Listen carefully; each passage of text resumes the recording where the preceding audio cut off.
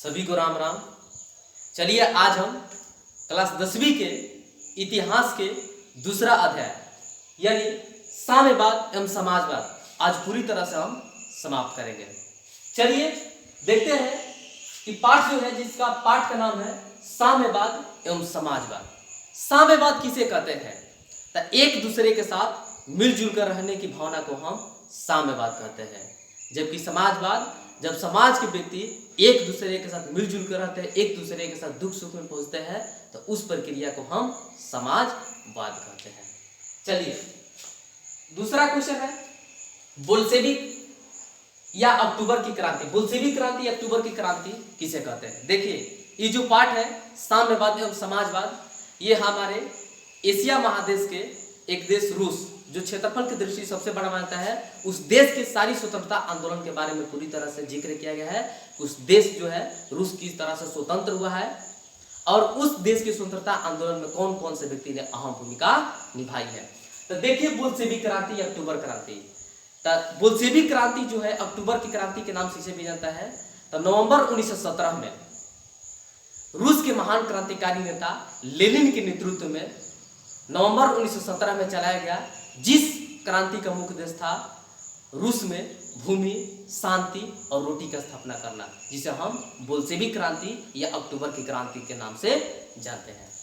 अब देखिए दूसरा क्वेश्चन है कि सर्वहारा वर्ग। सर्वहारा यानी कि सब कुछ, समाज का वैसा वर्ग जिसमें गरीब, किसान, आम आदमी, मजदूर, धनी यानी कि सभी लोग सम्मिलित हो, कोई भी व्यक्ति अछूता ना हो, उस व्यक्ति को क्या कहते हैं? सर्वहारा वर्ग। समाज का वैसा वर्ग जिसमें गरीब, किसान, मजदूर, आम आदमी सभी लोग सम्मिलित हो, उसे हम सर्वहारा वर्ग कहते हैं। अब देखिए शीत युद्ध। तो शीत युद्ध किसे कहते हैं? तो यह ऐसा युद्ध है, एक प्रकार के वैचारिक युद्ध है, व्यवहारिक यानी कि बोलचाल की दृष्टि से यह युद्ध जिसमें लड़ाई झगड़ा ना करके, मार काट खून खराबा ना करके, बोलचाल की दृष्टि से जब एक देश दूसरे देश को ऊंच नीच दिखाता है या कोई भी व्यक्ति एक दूसरे से नीचा दिखाता है एक दूसरे को, तो उसे हम शीत युद्ध कहते हैं। अब है पूंजीवाद। अब देखिए पूंजीवाद एक ऐसी व्यवस्था है जिसमें पूरे समाज का अधिकार न होकर किसी एक व्यक्ति का अधिकार होता है, जिसका अधिकार स्वामित्व के पास होता है, किसी निजी व्यक्ति के पास होता है, उसे हम पूंजीवाद कहते हैं। पूंजीवाद में कहा जाए तो अगर किसी व्यक्ति के पास बहुत सारे कंपनी हो, प्लांट हो, कारखाना हो, तो एक प्रकार का वह पूंजीपति व्यक्ति कहलाता है। उस पर बहुत सारा संस्थाओं पर अधिकार होता है, उसे हम पूंजीवाद के नाम से जानते हैं। अब देखिए खूनी रविवार। खूनी रविवार क्या है? तो रूस और जापान, याद रखिए कि एशिया का सबसे छोटा देश जापान, रूस और जापान में जब युद्ध हुआ तो रूस जापान से बुरी तरह से 1904-05 में हार गया। हारने के बाद रूसी जनता ने आक्रोश में होकर रूस के यानी कि सेंट पीटर्सबर्ग के महल के तरफ, रूसी जनता पूरी तरह से संगठन बना के सेंट पीटर्सबर्ग के महल के तरफ रोटी दो के नारे लाकर जा रहे थे, तब उनको सैनिकों ने यानी कि जार के सैनिकों ने उन लोगों पर गोली चलने लगी, जिसमें हजारों लोगों की मौत हो गई। उस दिन रविवार था, जिसे खूनी रविवार के नाम से हम जानते हैं, और यह घटना 9 जनवरी 1905 को हुई थी।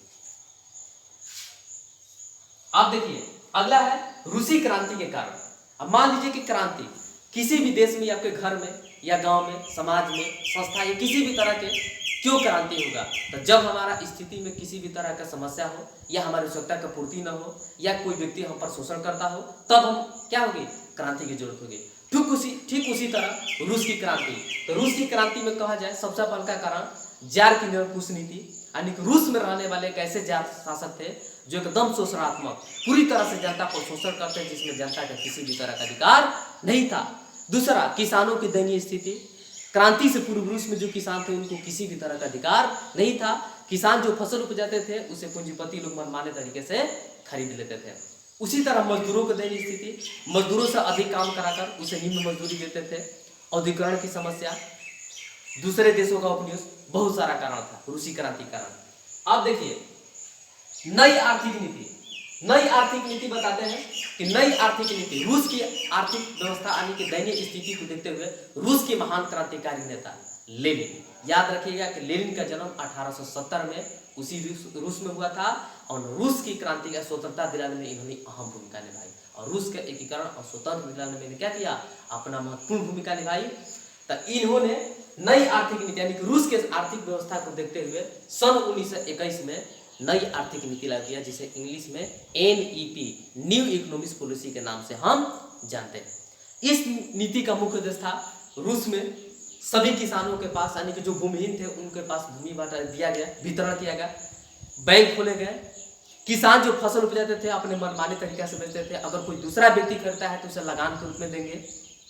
उसके बाद रोजगार में विकास की गई, बहुत से व्यवस्थाओं यानी कि लोगों को आवश्यकता की पूर्ति करने के लिए वस्तुएं एवं संस्थाओं के क्या किया गया, स्थापना की गई। तब जाकर रूस क्या हुआ, एकीकरण हुआ और रूस स्वतंत्र हुआ।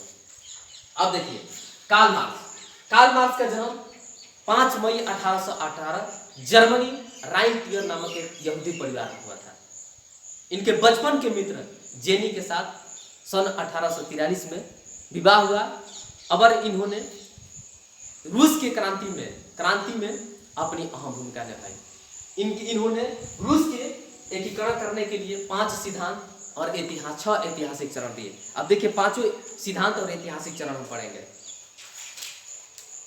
तो देखिए कार्ल मार्क्स के जो सिद्धांत है 5, पहला सिद्धांत है कि द्वंद्वात्मक भौतिकवाद का सिद्धांत, दूसरा वर्ग संघर्ष का सिद्धांत, तीसरा इतिहास की भौतिकवादी व्यवस्था, चौथा मूल्य एवं अतिरिक्त मूल्य का सिद्धांत, पांचवा राज्यहीन व वर्गहीन समाज की स्थापना।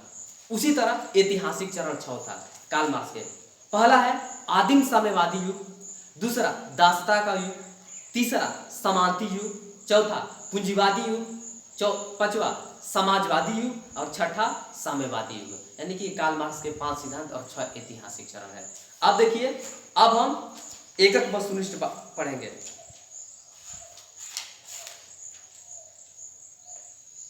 देखिए सबसे पहले कि सन 1975 में संयुक्त राष्ट्र संघ द्वारा 8 मार्च को अंतर्राष्ट्रीय महिला दिवस के रूप में, यानी कि सन 1975 में विश्व लेवल पर अंतर्राष्ट्रीय लेवल पर घोषित किया गया कि प्रत्येक साल 8 मार्च को महिला दिवस के रूप में मनाया जाएगा। ठीक उसी तरह अब देखिए सोवियत संघ का विघटन। अब देखिए सोवियत संघ जो है रूस को कहा जाता है। जैसे मान लीजिए कि किसी व्यक्ति का यानी कि पूरा परिवार हो गया, 5 सदस्य हो गया, यानी कि 6 सदस्य हो गए, सब एक में है, एक प्रकार का संघ क्या है। ठीक उसी तरह सोवियत संघ यानी कि कई देश है। उसके बाद जब विघटन हुआ दिसंबर 1991 में, तो उनसे कई देश अन्य प्रांत क्या हो गया, निर्माण हो गया।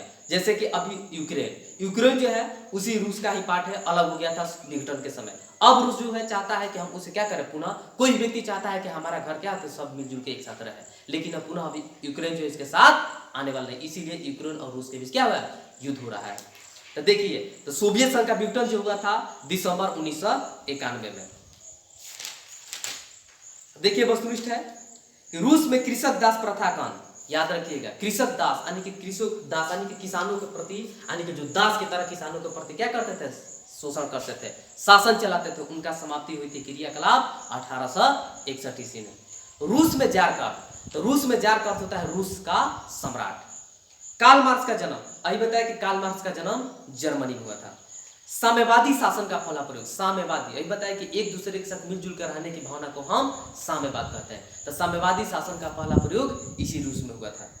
यूटोपियन समाजवादी कौन नहीं था, तो यूटोपियन समाजवादी याद रखिएगा कि लुई वाला और सेंट साइमन और रॉबर्ट ओवन ये तीनों थे, जबकि कार्ल मार्क्स यूटोपियन समाजवादी नहीं थे। वार एंड पीस जो रचना थी, ये जो रचना थी टॉलस्टॉय की थी, लियो टॉलस्टॉय। बोल्शेविक क्रांति नवंबर 1917 में हुई थी। लाल सेना का गठन, तो लाल सेना का गठन ट्रास्टकी ने किया था। लेनिन की मृत्यु, अभी बता दें कि लेनिन की मृत्यु जो हुआ था 1924 ईस्वी में था। 1921 में नई आर्थिक नीति लागू की है और 3 वर्ष के बाद उनकी 1924 में क्या हो गई, देहांत हो गया। अब देखिए अब कहता है कि ब्रेस्ट लियोस्ट की संधि किन देशों के बीच हुई थी, याद रखिएगा कि रूस और जर्मनी के बीच। रूसी क्रांति के समय, रूस की जब क्रांति तो वहां का शासक कौन था, तो जार निकोलस था।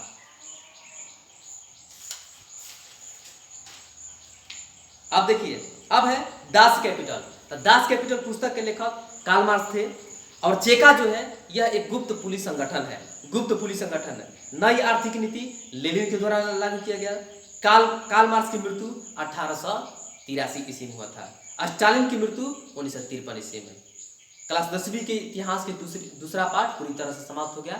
अगर मेरा वीडियो बढ़िया लगे तो लाइक, शेयर और सब्सक्राइब जरूर करिए।